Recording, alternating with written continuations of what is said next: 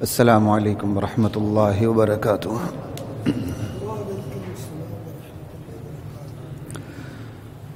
بسم اللہ والحمد للہ والصلاة والسلام علی رسول اللہ، اما بعد فاعوذ باللہ من الشیطان الرجیم،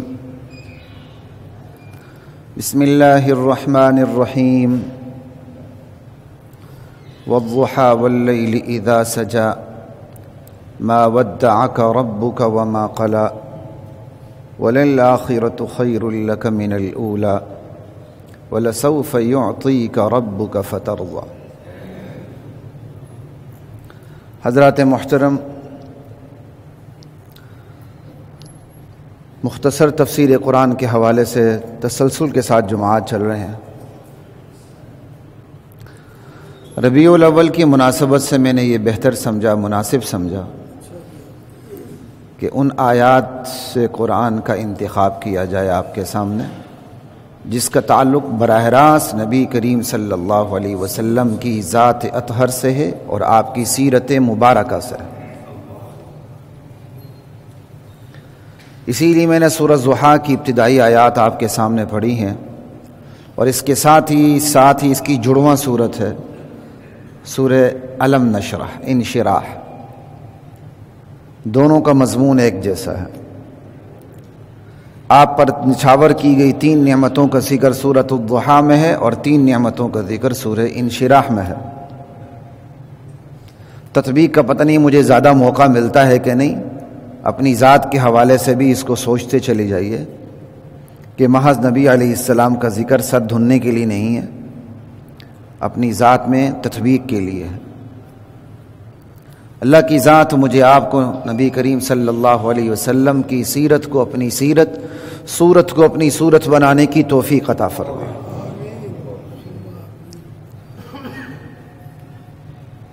والضحیٰ، وقت چاشت کی قسم،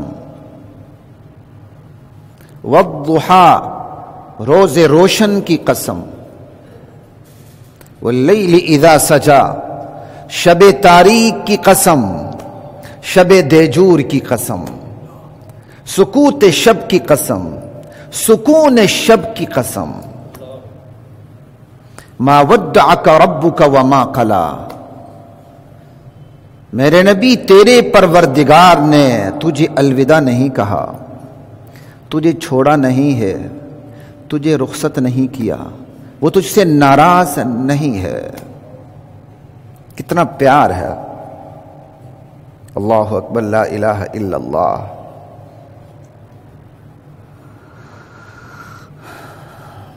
ان آیات کا پس منظر کیا ہے؟ یہ مکے میں اترنے والی ابتدائی صورتوں میں سے ایک صورت ہے۔ یہ کفار کا ظلم و ستم عروج پر ہے، تانے بھی عروج پر ہیں۔ وہی چند دن نہیں آئی تو تانا بھی مارنا شروع کر دیا۔ بڑا تعلق بنایا ہوا تھا اس نے اپنے رب سے، اب وہی نہیں آ رہی مطلب رب اس سے ناراض ہے، یعنی یہ بھی تانے کے طور پر، وگرنہ رب سے تعلق کو تو وہ مانتے ہی نہیں تھے، وہ تو کاہن، شاعر اور ساحر کہتے تھے۔ لیکن چونکہ اللہ کے نبی فرماتے تھے اب مبنی بر حقیقت بات کہ میرا اللہ سے براہ راست تعلق ہے، تو پھر وہی کیوں نہیں آ رہی آج کل؟ یہ میں بہت سی چیزوں کو جمع کر کے آپ کے سامنے رکھ رہا ہوں، یہ یاد رکھیے گا۔ کفار کا ظلم و ستم عروج پہ، ویسے تھوڑا سی آواز زیادہ ہو رہی ہے، دیکھ لیں، کم بھی نہ ہو لیکن یہ جو گونج کی آواز ہے یہ ختم ہو جائے۔ کفار کا ظلم و ستم، کفار کے تانے، اور ہے بھی ابتدائی زمانہ وحی کا۔ آپ کا کسی سے تعلق ہو، چاہے وہ آپ پر کتنا ہی مہربان ہو، اور چاہے وہ کتنا ہی مہربان ہو، آپ کے تعلق میں ذرا تکلف سا ہوتا ہے، ڈرتے ڈرتے کسی بڑے سے۔ وقت کے ساتھ ساتھ وہ کیا کہتے ہیں پنجابی میں، جکاواں کہتے ہیں، وہ دور ہوتا چلا جاتا۔ اور وحی کی ابتدا، یہ مطلب وحی کی ابتدائی وحی کا زمانہ ہے، کفار کا ظلم و ستم، کفار کے زمانے، وحی کا ابتدائی زمانہ، ٹھیک. پھر وحی کے ابتدائی زمانے میں دھڑکا تو فطرتی بات ہے، آپ کو دھڑکا لگا رہنا، کہیں مجھ سے رب ناراض تو نہیں ہے، ٹھیک. اور وحی کا بند ہو جانا اچانک، بتانا بھی نہیں، جبرائیل امین نہیں آئے، جو روٹین میں آ رہے تھے وہ نہیں آئے. پھر آپ کا جو تعلق باللہ ہے، اللہ کے ساتھ تعلق باللہ، اللہ کے ساتھ جو آپ کا تعلق ہے وہ بھی اپنے انتہا پہ تھا. جو آگے لفظ بتا رہا ہے وَوَجَدَكَ ضَالًّا فَهَدَى، آپ تو پہاڑوں میں غاروں میں لبیک کی تصویر بنے ہوئے تھے. تو آپ کا جو تعلق اللہ کے ساتھ ہے وہ بھی انتہا پہ تھا، اور جس سے تعلق انتہا پر ہو اس کے بارے میں دھڑکا لگا رہتا ہے، کہیں وہ ذات مجھ سے خفا تو نہیں ہے، میری کسی ادا پہ، میری کسی بات پہ ناراض تو نہیں ہے. یعنی بے اختیار اندیشہ، بے اختیار دھڑکا. یہ تو بندے کو بندے سے لگا ہوتا ہے، تو بندے کو اللہ سے کیوں نہ ہو؟ بندے کا جس سے تعلق ہو. عشق مجازی میں تو یہ بڑے تجربات ہوتے ہیں لوگوں کو. لڑکی لڑکا بن کے پوری گیم کھیلتا ہے، اور بعد میں جب وہ لڑکا سامنے آتا ہے تو جو عاشق ہوا ہوتا ہے وہ پاگل ہو چکا ہوتا ہے. ایسے واقعات ہیں.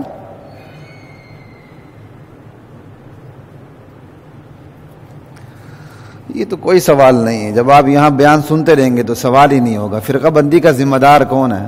آپ جمعہ سنتے رہیں، آپ کو پتہ چلے گا ذمہ دار کون ہے. یہ تو کوئی سوال ہی نہیں ہے نا جی. اہل علم کے صحبت میں بیٹھے رہیں، یہ سوالات ہی نہیں اٹھتے. یہ تو بڑا چھوٹا سا سوال. فرقہ بندی کا ذمہ دار میں اور آپ ہیں. آپ کو آٹے کا ریٹ کا پتہ ہے؟ آپ کو پالک، سبزی، انڈا، ٹماٹر، ادرک کا ریٹ کا پتہ ہے؟ آپ کہاں سے خریدتے ہیں؟ اور دین کی بات آپ کہاں سے لیتے ہیں؟ تو ذمہ دار کون ہوا؟ ممبر پہ آپ کس کو بٹھاتے ہیں؟ نائی، میراثی یا عالم کو؟ تو ذمہ دار کون ہے؟ آپ نے تو ممبر پہ اس کو بٹھایا ہوتا ہے جو رحمت اللہ برکت اللہ کا غلام ہوتا ہے، وہ اللہ کا غلام نہیں ہوتا. ممبر پہ مرد کو بٹھائیں، خسرے کو نہ بٹھائیں، خواجہ سرا کو نہ بٹھائیں، پھر دیکھیں اللہ کا دین اوپر جاتا ہے کہ نہیں جاتا. آپ کا بیٹا ڈاکٹر بنے، انجینئر بنے، جج بنے، یہ بنے وہ بنے، اور ممبر پہ کون آئے؟ ہم گھس پٹ کے ممبر پہ نہیں آئے، سوچ سمجھ کے الحمدللہ اس راستے کو اختیار کیا ہے. دنیاوی تعلیم کی بھی ہمارے پاس کوئی کمی نہیں. لوگوں کے پاس ایک ہوتی ہے، میرے پاس 3 4 ڈگری ہیں، اللہ کا شکر ہے، اور انتہا کے اوپر ہے. لیکن سوچ سمجھ کر اس ممبر کو اختیار کیا، الحمدللہ. یہ اللہ کا شکر، اللہ بڑائی سے حفاظت فرمائے. وَالضُّحَى وَاللَّيْلِ إِذَا سَجَى مَا وَدَّعَكَ رَبُّكَ وَمَا قَلَىٰ. تو میں بات وہی بتا رہا تھا، بات کہیں ادھر ادھر نہ ہو جائے. 3 4 چیزیں تھیں جن کی وجہ سے آپ کو بے اختیار دھڑکا لگا رہتا تھا کہ میرا پروردگار کہیں مجھ سے ناراض تو نہیں. ایک کفار کے تانے، کفار کے الزام، اس کے باوجود وہی بند. آپ کے تعلق کی انتہا، اور پھر وہی کا ابتدائی زمانہ. کفار کے تانے ہوں، آگے سے سوالات بھی ہوں، اوپر سے جواب بھی نہ مل رہا ہو، وہ ظلم بھی کر رہے ہوں، اوپر سے تسلی بھی فی الوقت نہ آ رہی ہو. ذرا پورے ماحول کو، ذرا تخیل کو زور دے کر پورے ماحول کو تو لائیں. کفار ظلم کر رہے ہیں، اوپر سے جواب نہیں آ رہا. کفار سوال کر رہے ہیں، اوپر سے جواب نہیں آ رہا. پھر بندے کا، نبی کا جو اپنے رب سے تعلق ہے وہ بھی اس انتہا پر ہے کہ وہ تعلق خود چاہتا ہے کہ پروردگار مجھے اپنا بنا لے، مجھ سے ہر وقت تعلق میں رہے میرا پروردگار. اس کے باوجود وہی نہیں آ رہی. ظلم ہے، ستم ہے، سوالات ہیں، ابتدائی زمانہ ہے، وہ دھڑکا، اندیشہ، لیکن اوپر سے وہی نہیں آ رہی. بے اختیار آپ کے دل میں یہ بات اٹھتی تھی، میرا پروردگار کہیں کہ کسی میری بات سے ناراض تو نہیں ہوا جو وہی نہیں آ رہی. اللہ کو یہ نبی کا بے اختیار دھڑکا اندیشہ اتنا لگا، قسم کھا کھا کے اپنے نبی کو تسلی دی، میرے نبی کیسے ہو سکتا ہے کہ میں تجھ سے ناراض ہو جاؤں؟ کوئی بات سمجھ آ رہی ہے؟ قسم کھا کھا کے بتایا. اور ہم قسم میں بھی ایسے عجیب عجیب ترجمے کر دیتے ہیں کہ وہ اس قسم کا مزہ ہی کرکرا ہو جاتا ہے. زلفوں کی قسم، یہ قسم، وہ قسم. بھائی یہ قرآن کریم ہے، اس کی قسموں میں بھی معانی کا سمندر ہوتا ہے. آپ زلفوں کی قسم وغیرہ کی بات کر کے اس معانی کے سمندر کو ہی ختم کر کے رکھ دیتے ہیں. ہاں لوگ آپ کو سر دھنتے، بھائی مولوی صاحب نے کیا بات کہی، لیکن جو پڑھے لکھے لوگ ہوتے ہیں وہ پڑھی لکھی بات کو سمجھتے ہیں. یا کائنات کی قسم کھا کے بتایا جا رہا ہے میرے نبی میں آپ سے ناراض نہیں ہوں. یعنی یہ چیز بھی اللہ کو، یہ ادا بھی اللہ کو کتنی پسند آئی کہ میرا نبی اپنے تعلق کی انتہا کی وجہ سے اس کے دل میں یہ بے اختیار دھڑکے اور اندیشے جنم لے رہے ہیں کہ میرا پروردگار کہیں مجھ سے ناراض تو نہیں. اللہ قسم کھا کھا کے کہہ دے میرے نبی میں ناراض نہیں ہوں. یہ کیسے ہو سکتا ہے کہ میں تجھ سے ناراض ہو جاؤں؟ تو اب اس کو سمجھیے. والضحیٰ، اس سارے تخیل کو ذرا قوت دیں، اپنی تخیل کو قوت دے کے اب رب کی تسلی کو دیکھیں. سورہ ضحیٰ بھی تسلی کے لیے اتری ہے، سورہ انشراح بھی تسلی کے لیے اتری ہے. والضحیٰ، وقت چاش کی قسم. یہ ضحیٰ جب سورج بلند ہو جاتا ہے، صبح دن روشن ہو جاتا ہے، اس سے مراد پورا دن ہے. روز روشن کی قسم. واللیل اذا سجا، شب تاریک کی قسم، شب دیجور کی قسم، سکون شب کی قسم، سکوت شب کی قسم.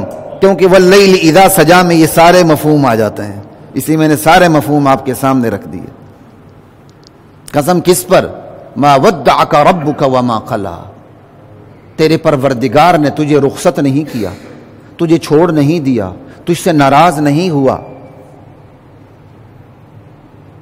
یہ نظام شمس و قمر کا بحال رہنا، اب سمجھیے اس قسم کے اندر کتنا بڑا سمندر ہے معانی کا. یہ نظام شمس و قمر کا بحال رہنا، یہ سورج چاند کی گردش کا برقرار رہنا، یہ آفتاب و مہتاب کا آنا جانا لگے رہنا، یہ دلیل ہے کہ نظام نبوت کو ٹھیس نہیں پہنچی، آنچ نہیں آئی، پروردگار نبی سے ناراض نہیں ہوا، اسے چھوڑ نہیں دیا. آپ زلفوں کی قسم کھا کے بیٹھ جاتے ہیں، جو چیز آپ کو نہ صحابہ سے ملتی نہ تابعین سے ملتی ہے. والضحیٰ واللیل اذا سجا پورا نظام ہے. یہ شب و روز کا آنا جانا، یہ آفتاب و مہتاب کی گردش، اس پورے نظام کا اپنے حال پہ برقرار رہنا، یہ پورا نظام گواہ ہے، دلیل ہے، شاہد ہے کہ آپ کا پروردگار آپ سے ناراض نہیں ہوا، آپ کو چھوڑا نہیں ہے. لا الہ الا اللہ. یہ دلیل کیسے بنا؟ نظام شمس و قمر نظام نبوت کی برکت سے ہے. بات سمجھ آ رہی ہے؟ کان لگا کے سنیے گا. معذرت کے ساتھ میں جاہلوں میں باتیں نہیں کرتا، اور عادت بھی الحمدللہ آپ جیسے پڑھے لکھوں کے سامنے کرنے کی ہے. یہ نظام شمس و قمر نظام نبوت کی برکت سے ہے. پروردگار اگر آخری نبی سے ناراض ہوتا تو نظام نبوت کو لپیٹ دیا جاتا. نظام نبوت کو لپیٹتے ہی نظام شمس و نظام کائنات کو درہم برہم کر دیا جاتا. کیونکہ نظام نبوت کو لپیٹنے کے بعد نظام کائنات کا کوئی مقصد رہ نہیں جاتا. تو اس نظام کا درہم برہم ہوئے بغیر اپنی موجودہ حالت پہ برقرار رہنا یہ دلیل ہے کہ نظام نبوت میں کوئی خلل واقع نہیں ہوا، نظام نبوت کو کوئی ٹھیس نہیں پہنچی. رب اپنے آخری نبی سے ناراض نہیں ہوا، اسے بے یار و مددگار چھوڑا نہیں ہے. اللہ اتنی بڑی تسلی دے رہے ہیں کہ اپنے پورے نظام کو گواہ بنا کے نبی کو کہہ رہے میرے نبی میں آپ سے ناراض کیسے؟ میں آپ سے اگر ناراض ہوتا تو کائنات کا مقصد ختم ہو جاتا، کیونکہ کائنات کا مقصد نبی کو نبوت عطا کر کے توحید کا اعلان کرنا ہے، اور چونکہ نبی آخری نبی ہیں، اگر نبی آخری نبی سے ناراض ہوتے، اگر اللہ آخری نبی سے ناراض ہوتے تو نبوت کو ختم کر دیا جاتا۔ جب نبوت ختم ہو گئی، کائنات کی بقا کا کوئی وجہ کوئی باقی نہ رہتی، کائنات اڑا دی جاتی۔ کائنات اڑا نہیں گئی، کائنات اپنے موجودہ شکل پر برقرار ہے۔ یہ برقرار رہنا دلیل ہے کہ نظام نبوت میں کوئی خلل نہیں آیا، پروردگار اپنے محمد سے ناراض نہیں ہے صلی اللہ تعالی علیہ وآلہ وسلم۔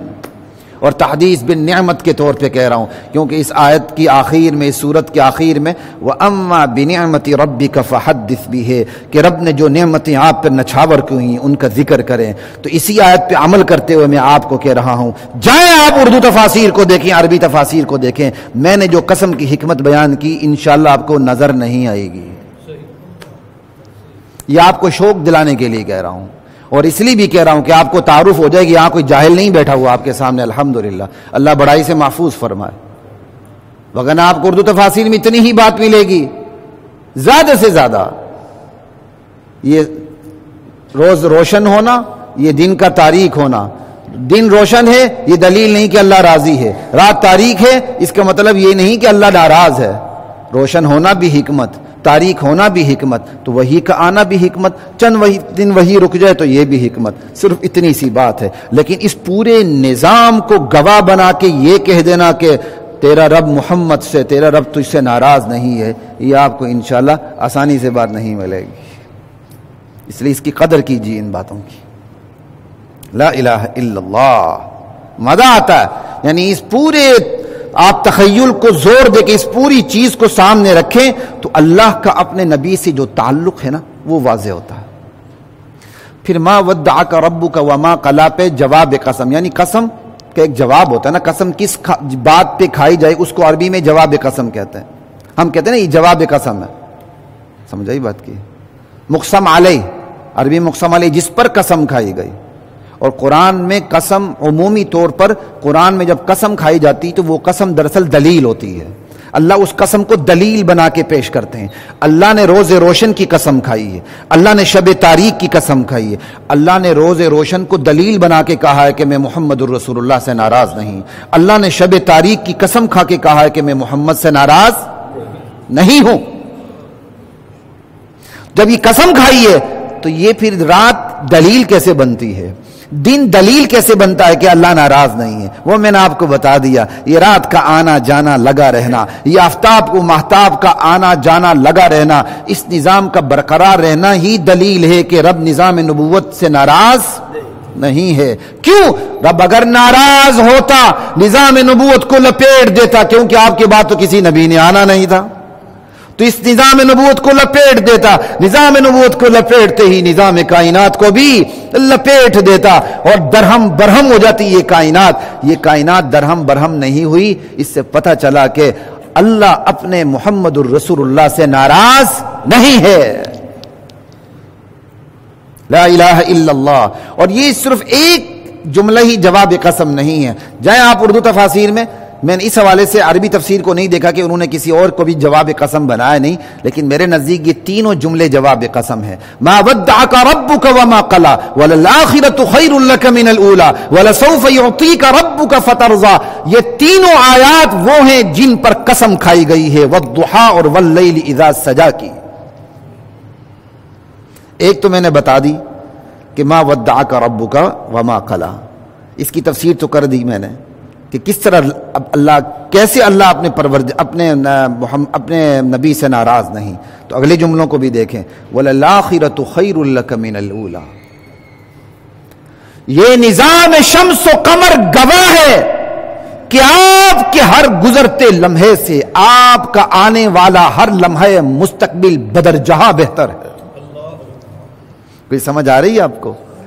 اللہ کہتے ہیں یہ پورا نظام گواہ ہے اس بات پر کہ آپ کے ہر گزرتے لمحے سے آپ پر آنے والا ہر لمحہ جو مستقبل ہو کے حال بن جاتا ہے، حال ہو کے ماضی بن جاتا ہے، آپ کے ماضی سے آپ کا مستقبل، یعنی ماضی کے ہر لمحے سے مستقبل کا ہر لمحہ بدرجہ بہتر ہے۔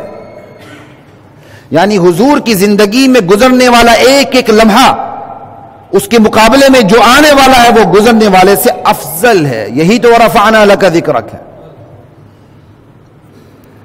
لا الہ الا اللہ. ایک تفسیر یہ بھی آپ کی آخرت آپ کی دنیا سے افضل ہے، لیکن اس میں معانی کا وہ سمندر نہیں جو اس میں سمندر ہے معانی کا. اور یہ حضور کی تسلی کے لیے سورت اتری ہے. ایمانداری سے بتائیں، حضور کی تسلی کے لیے اتری ہے، اور حضور کو کہا جائے آپ سے افضل بھی کوئی اور ہے، یہ تسلی ہے؟ حضور کے برابر کوئی سمجھنے والا کسی امتی کو وہ کافر ہے. چاہے وہ کوئی شخص اٹھ کے ابو بکر کو بھی حضور کے برابر کہتا ہے تو وہ کافر ہے. علی تو بہت دور کی بات ہے، چوتھے نمبر پر ہے. ابو بکر کو بھی کوئی کہتا ہے کہ یہ حضور کے برابر ہے تو وہ کافر ہے. عمر کے بارے میں بھی کوئی کہتا ہے وہ حضور کے برابر ہے تو وہ کافر ہے. علی تو بھائی چوتھے نمبر پر ہے. میں نے اس لیے آپ کے سامنے یہ بات کی، خود میں نے میڈیا کے اوپر آج سے 6-7 سال پہلے میں کبھی کبھی اس کا حوالہ دیتا رہتا ہوں. ایک غیر اہل سنت صاحب نے اس آیت کی تفسیر کرتے ہوئے کہا تھا وَلَلْآخِرَةُ خَيْرٌ لَكَ مِنَ الْأُولَىٰ. آپ کا انجام آپ کے آغاز سے بہتر ہے. اب وہ انجام آغاز کی تشریح کیا کر رہا ہے؟ آپ کے آغاز میں ابراہیم ہے، اسماعیل ہے، آپ کے انجام میں علی ہے، حسن ہے، حسین ہے. یعنی ابراہیم اسماعیل سے حسن حسین علی بڑھ کر ہوگا. اِنَّا لِلَّهِ وَإِنَّا إِلَيْهِ راجعون. اس سے یہ بھی کہا آپ کے آغاز میں نبوت ہے، یعنی حضور کی نبوت آ گئی نا. اس نے بات کو ذرا اجمالی طور پر لپیٹ کے کہی کہ کوئی پتھر نہ مارے. آپ کے آغاز میں نبوت ہے، ابراہیم ہے، اسماعیل ہے، انجام میں علی ہے، حسن ہے، حسین ہے. تو کیا کہا گیا؟ آغاز سے انجام بہتر ہے. اس کا مطلب نبوت سے ابراہیم ہے، اسماعیل سے علی، حسن، حسین. خدا کی قسم یہ کفر ہے، یہ زندقیت ہے، یہ ارتداد ہے. اس چیز کا اسلام سے کوئی تعلق نہیں. یہ تو حضور کے لیے صورت اتری ہے. حضور کو کہا جا رہا ہے کہ آپ پر گزرنے والا ہر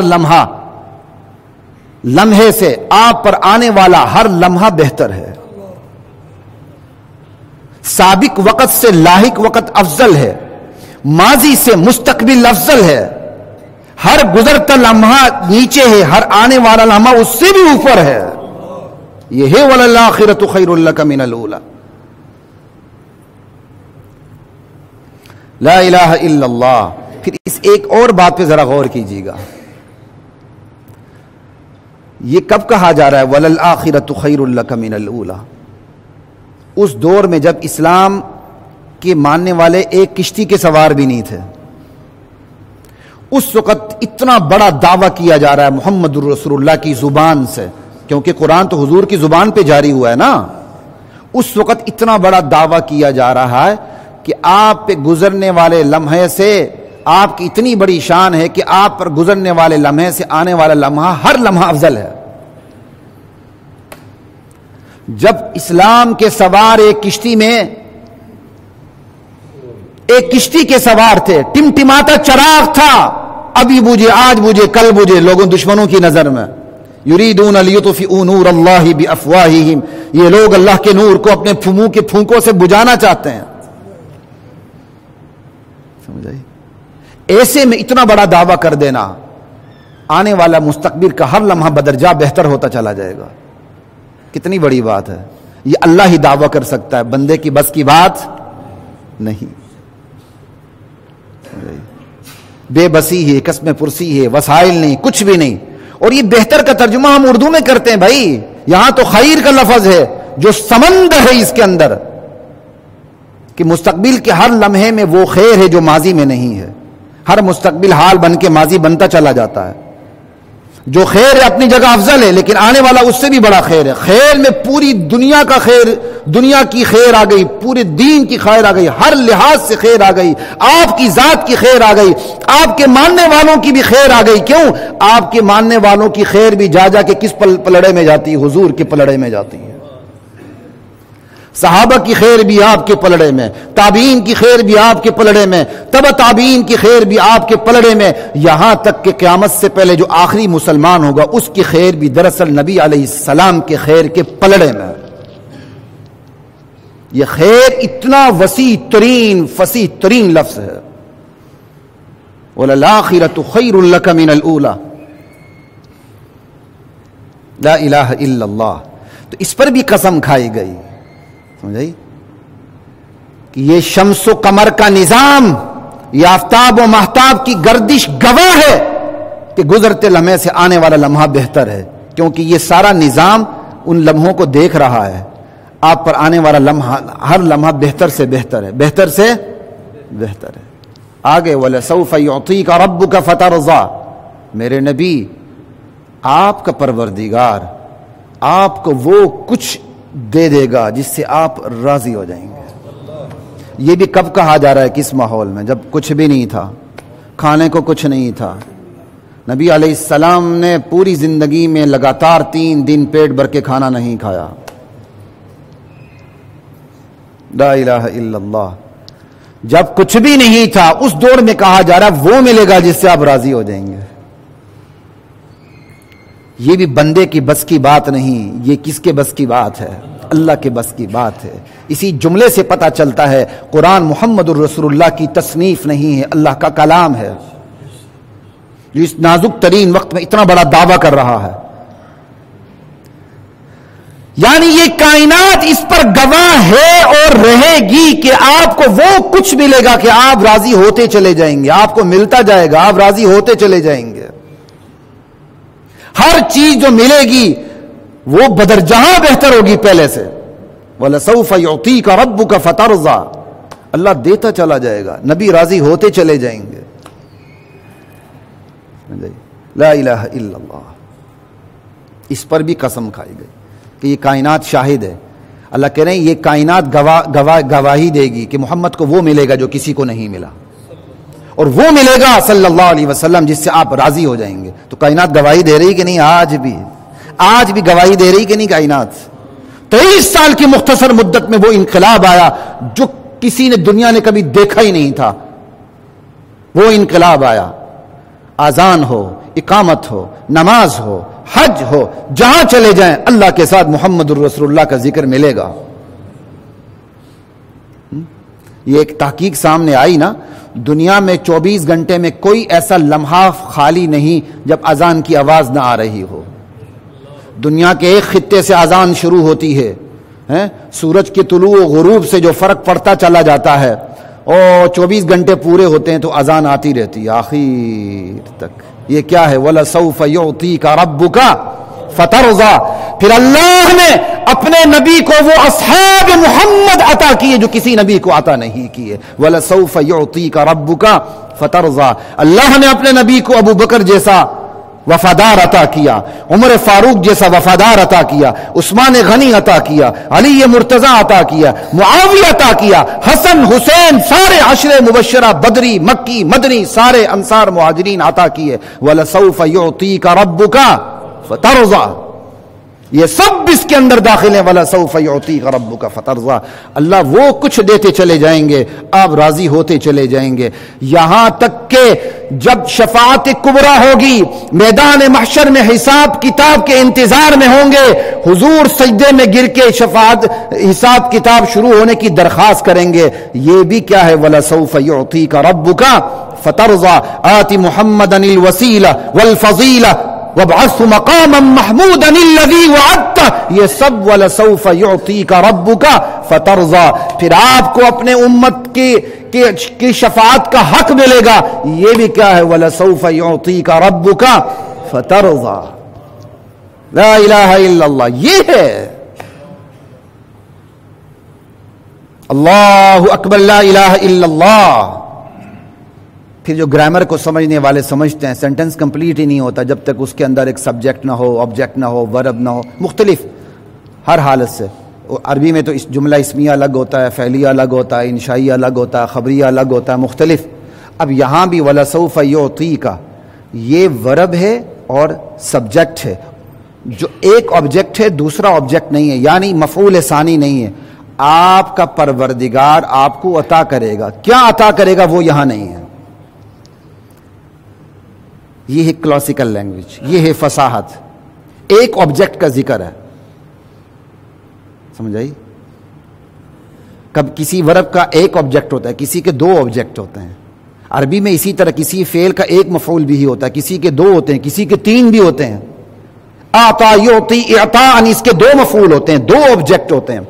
ایک کا ذکر ہے رب عطا کرے گا آپ کو، کیا عطا کرے گا وہ یہاں ذکر نہیں ہے، لیکن اس کا پتہ فطر ذات سے چل رہا ہے. رب آپ کو عطا کرے گا، آپ راضی ہو جائیں گے، یعنی وہ عطا کرے گا جس پہ رب پر وہ کچھ عطا کر دیں گے جس سے محمد کیا ہیں، راضی ہو جائیں گے صلی اللہ علیہ وآلہ وسلم. یہ بھی فصاحت ہے، مفعول کا ذکر نہ کر دینا تاکہ عمومیت ہو جائے. جنت تک کی نعمتیں اس کے اندر داخل ہیں، جنت کے تک کی نعمتیں.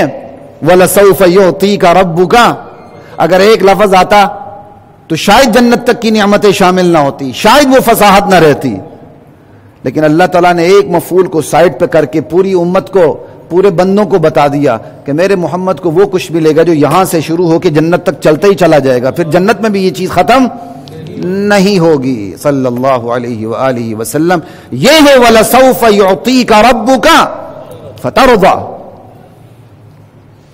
لا الہ الا اللہ واللہ اکبر. آگے چلیں، چونکہ یہ اس صورت میں یہی تھا کہ حضور کو بے اختیار اندیشہ آتا تھا کہیں میرا پروردگار مجھ سے ناراض تو نہیں ہے. اب آگے پھر پیار بھرے الفاظ تو دیکھیں اللہ کے، اللہ کو اپنے نبی پر پیار کتنا آ رہا. الم یجدک یتیما فآویٰ، میرے نبی آپ کا رب آپ کو چھوڑ کیسے سکتا ہے؟ کیا اس نے آپ کو یتیم پا کر آپ کو ٹھکانہ نہیں دیا؟ وَوَجَدَكَ ضَالًّا فَهَدَىٰ، آپ کو ناواقف راہ پا کر آپ کو ہدایت نہیں دی. وَوَجَدَكَ عَائِلًا فَأَغْنَىٰ، آپ کو محتاج پا کے آپ کو غنی نہیں کیا. اس کا ترجمہ یہ بھی ہو سکتا ہے الم یجدک یتیما فآویٰ، آپ کو یتیم پا کر آپ کو ٹھکانہ نہیں دیا. یہ تو اسی طرح ہی ہے، آگے استفہامیہ نہ بنا. وَوَجَدَكَ ضَالًّا فَهَدَىٰ، آپ کو متلاشی حق دیکھا، ناواقف راہ دیکھا، آپ کو ہدایت دی. وَوَجَدَكَ عَائِلًا فَأَغْنَىٰ، آپ کو محتاج پایا، نادار پایا، مالدار کر دیا، غنی کر دیا. وَوَجَدَكَ عَائِلًا فَأَغْنَىٰ. لیکن جو استفہام سوالیہ جملے میں زور ہے وہ خبریہ جملے میں زور نہیں ہے. لا الہ، یہاں تین نعمتوں کا ذکر ہے، تین نعمتوں پر تین حکم مرتب ہو رہے ہیں.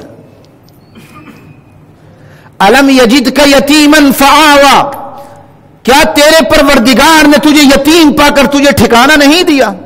6 ماہ کے پیٹ میں تھے، باپ دنیا سے رخصت ہو گیا. 6 سال کے تھے، ماں رخصت ہو گئی. 8 سال کے تھے، دادا رخصت ہو گئے. پہلے ماں کے پاس 6 سال تک، پھر دادا کے پاس عبد المطلب کے پاس، پھر وہ بھی 8 سال کی عمر میں فوت ہو گئے تو چچا ابو طالب کے پاس. ہجرت سے کچھ دیر پہلے تک وہی حمایت پہ کمر بستہ رہے. یہ فآویٰ. پھر اس کے بعد ہجرت ہوئی، ہجرت ہو کے اللہ نے یہ امانت اپنے نبی کی کس کو سپرد کر دی؟ انصار کے سپرد کر دی، قبیلے اوس اور خزرج کے سپرد کر دی، انصار کے سپرد کر دی.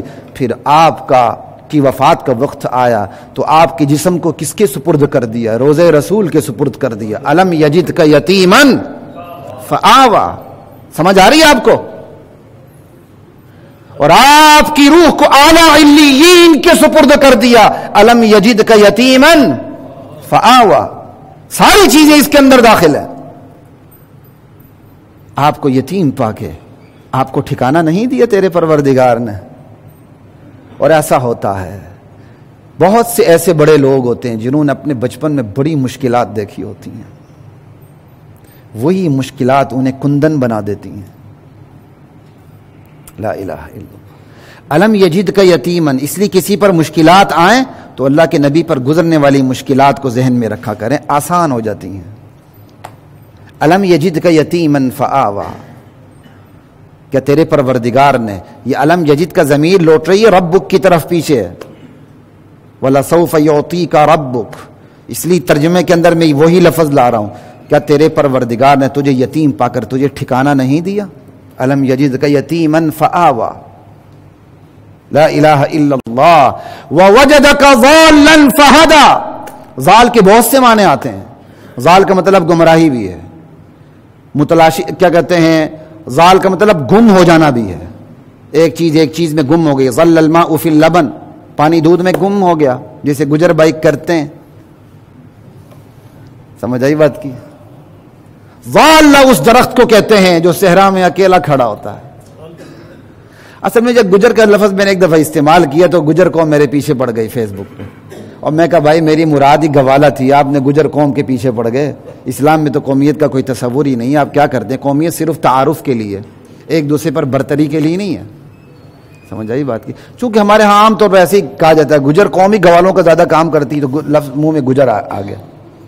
لوگ گجر کو پھر قوم گجر کی طرف لے کے چلے جاتے ہیں، پھر وہ گولا بارود شروع کر دیتے ہیں. ایسا نہیں ہونا چاہیے. لا الہ الا اللہ. گوالے تھے، گوالے حضرت عمر کے دور میں جا کے اس بیٹی نے کہا کہ ماں نے کہا دودھ میں پانی ملا دو. بیٹی نے کہا امیر المومنین نے منع کیا. کہتا وہ کہاں، وہ تو نہیں ہے. کہا اللہ تو دیکھ رہا ہے. اس بیٹی کا رشتہ حضرت عمر نے اپنے بیٹے کے لیے لیا. اب کیا سمجھتے ہیں؟ اسی نسل سے عمر بن عبدالعزیز پیدا ہوئے ہیں آگے جا کے. یہ پھر کبھی انشاءاللہ بات کریں گے. لا الہ الا اللہ واللہ اکبر. تو ووجدک ضالا فہدی میں ضال گمراہی تو ہو ہی نہیں سکتا، کیونکہ نبی پیدائش سے ہی معصوم ہوتا ہے. نبی کیا ہوتا ہے؟ پیدائش سے ہی معصوم ہوتا ہے. ضالا حیران تھے، سرگرداں تھے، غاروں میں پہاڑوں میں لبیک لبیک کی تصویر بنے ہوئے تھے. مکمل دستور عمل کے متلاشی تھے. موٹی موٹی باتیں تو فطرت سلیمہ سے آپ کو پتہ تھیں. پروردگار ہے، وہ وحدہ لا شریک ہے، اس کے ذات صفات میں کوئی شریک نہیں. لیکن ایک پورا نظام زندگی آپ کے سامنے نہیں تھا. ما کنت تدری مل کتاب ولا ایمان. آپ کو پتہ ہی نہیں تھا کتاب کیا ہوتی ہے اور ایمان کی تفصیلات کیا ہوتی ہیں. آپ اسی کے متلاشی تھے کہ مجھے پتہ چلے میں نے زندگی کیسے گزارنی ہے، رب کے مطالبات کیا ہیں، رب کے تقاضے کیا ہیں، زندگی کو کیسے گزارنا ہے. نہ صرف میں نے بلکہ اس میری قوم میں جو پوری جاہلیت پھیلی ہوئی ہے، رسوم و رواج ہیں، بات بات پہ جھگڑے ہیں، بات بات پہ قتل ہیں، اور لڑکیوں کو زندہ درگور کر دینا ہے. نسلوں کی نسلیں دشمنی میں تباہ ہوتی جا رہی ہیں. کیا کہتے ہیں؟ اس کا کوئی حل. اسی میں آپ حیران تھے، سرگرداں تھے. آپ کو پتہ ہی نہیں تھا کہ آپ نے اتنا بڑا نبی بننا ہے، جبرائیل امین نے اترنا ہے، اللہ نے آپ کو دنیا کا سب سے بڑا امام بنانا ہے، نبیوں کا بھی امام بنانا ہے. ووجدک ضالا فہدی. اللہ نے آپ کو حیران پایا، سرگرداں پایا، متلاشی حق پایا. غاروں میں پہاڑوں میں اللہ کا نام لیتے ہوئے لبیک لبیک لبیک کی تصویر آپ کو تصویر کی شکل میں آپ کو دیکھا. تو کیا کیا؟ فہدی، رہنمائی کر دی، وہی نازل کر دی، نبی بنا دیا، زندگی کا پورا دستور العمل آپ کے سینے اتھر پہ اتار دیا. ووجدک ضالا فہدی ووجدک عائلا فاغنی. آپ کو محتاج پایا تو غنی کر دیا. محتاج صرف مالی اعتبار سے نہیں. جب ہم لفظ بولتے ہیں نا محتاج، فوراً مالی اعتبار سے محتاجی ذہن میں آتی، وہ بھی ہے، لیکن دینی اعتبار سے بھی محتاجی. یہ دونوں مطلب اس کے اندر ہیں. آپ کو محتاج پایا. آپ چاہتے تھے ایمان کی تفصیلات آئیں، اسلام کی تفصیلات آئیں، نظام زندگی کی تفصیلات آئیں. اللہ کہتے ہیں اور پھر آپ ویسے بھی محتاج تھے، نادار تھے. آپ کے ابا کیا چھوڑ گئے تھے؟ ایک اونٹنی اور ایک لونڈی میراث میں. آپ کے پاس کچھ بھی نہیں تھا. آپ نے تو ملازمتیں کی، آپ نے تو اجرت پہ بکریاں چرائی ہیں. فاغنا، اللہ نے آپ کو مال کے اعتبار سے بھی غنی کر دیا. فاغنا، اللہ تعالیٰ نے آپ کو دل کے اعتبار سے بھی غنی کر دیا. اللہ نے وہ کچھ دے دیا کہ آپ اللہ کے سوا کسی کے محتاج ہی نہیں رہے. یہ ہے فاغنا. نہ ایمان کی تفصیلات کے حوالے سے کسی کے محتاج رہے، نہ مال کے حوالے سے کسی کے محتاج رہے. اما خدیجہ کا مال ملا، اور وہ بھی صرف اس طرح نہیں جس طرح نعوذ باللہ آج کل لوگ کہتے ہیں کماؤ بیوی ملے. نہ، خود انہوں نے پیغام بھیجا. آپ کی امانت دیانت کو دیکھتے ہوئے آپ نے ان کے ساتھ تجارت کی تھی. آپ نے ان کے ساتھ تجارت کی تھی. وہ مزاربت پہ اپنا مال دوسروں کو دیتی تھی. مزاربت پہ، مزاربت ہوتی وہ ہے کیپٹل اماؤنٹ ایک کی ہوتی ہے، انویسٹمنٹ ایک کی ہوتی ہے، کام کسی دوسرے کا ہوتا ہے. انویسٹمنٹ حضرت خدیجہ کی تھی اور حضور باقاعدہ اس کو اجرت پہ لے جایا کرتے تھے. یا آپ کا ان کے ساتھ مزاربت والا مسئلہ تھا، ابھی میرے ذہن میں نہیں آ رہا. بہرحال آپ کی امانت سے متاثر ہوئیں، آپ کے ساتھ نکاح ہوا، خود پیغام بھیجا. حضور نے پیغام خود بھیجا. پھر آپ نے ان کے پورے تجارت کو سنبھال لیا. تو اس میں سب سے بڑی خوش قسمتی تو خود اماں خدیجہ کی ہوئی کہ ان کی مال کو ایسے امام الانبیاء مل گئے. لا الہ الا اللہ ووجدک عائلا فاغنا، محتاج پایا غنی کر دیا، مال کے اعتبار سے بھی ایمان کے اعتبار سے بھی. ووجدک عائلا فاغنا، یہ تین باتیں نا، تین نعمتیں. ووجدک ضالا فہدی، ووجدک کیا ہے، الم یجد کا یتیما فآوا، یتیم پا کے ٹھکانہ دیا.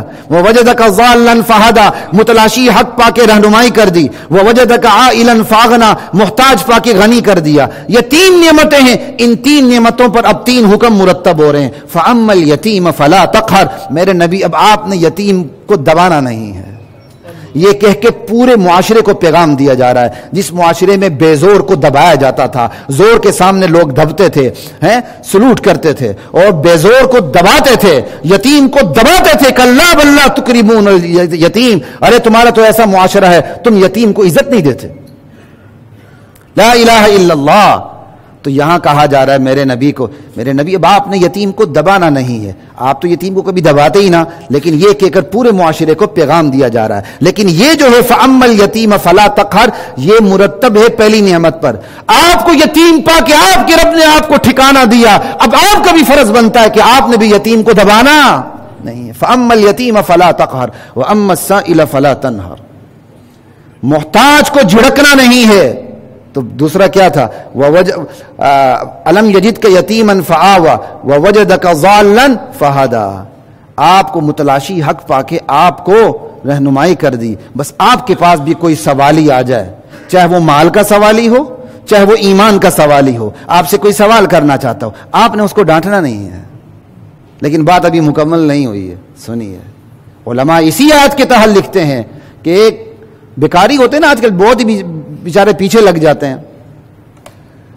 اگر وہ نرمی سے نہ سمجھیں تو پھر آپ اس کو ڈانٹ پلا سکتے ہیں، لیکن اول مرحلے میں آپ اسے ڈانٹ نہ پلائیں، اس طریقے سے اس کو سائڈ پہ کریں. اگر آپ نے کچھ نہیں دینا، وہ بالکل ہی پیچھے لگ جائے، جیسے آج کل لوگ گاڑی دیکھ کر یہ دیکھ کر یا پیچھے لگ جاتے ہیں، دامن پکڑ لیتے ہیں، ہاتھ مارتے ہیں، پھر آپ اس کو ڈانٹ سکتے ہیں.